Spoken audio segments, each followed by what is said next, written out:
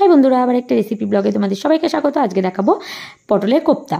তো তার জন্য পটল, আলু, টমেটো, পেঁয়াজ সব কিছু নেওয়া হয়ে গেছে। এখানে পটল সিদ্ধ করতেও দেওয়া হয়েছে, আলু সিদ্ধ করতে দেওয়া হয়ে গেছে। এই যে দেখতে পাচ্ছ, হ্যাঁ, এবারে ব্লেন্ডারে তোমার ব্লেন্ড করার জন্য এই সব সবজিগুলো নিয়ে নিচ্ছি। তো দেখতেই পাচ্ছ কী কী দিলাম।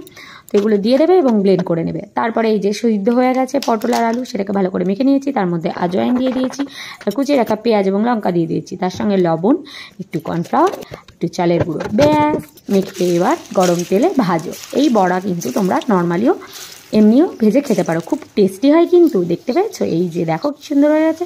তো এখানে তরকারির জন্য আলুগুলো ভেজে পুড়িয়ে ফেলেছি। তার সঙ্গে গরম করে তেলে একটু গরম মশলা দিয়ে দিয়েছি, গোটা গরম মশলা, এবং ভালো করে মশলাটাকে কষিয়ে নিয়ে আলুগুলো দিয়ে ভালো করে কষিয়ে তারপরে বড়াগুলো দিয়ে দিয়েছি এবং একটু গরম জল এখানে ইউজ করবে আর একটু ঘি। এই যে আমার রান্না রেডি, পটলের কোপ্তা। তো টাটা, বাই বাই, সবাই খুব ভালো থেকো, সুস্থ থেকো। দেখা হচ্ছে পরের রেসিপি।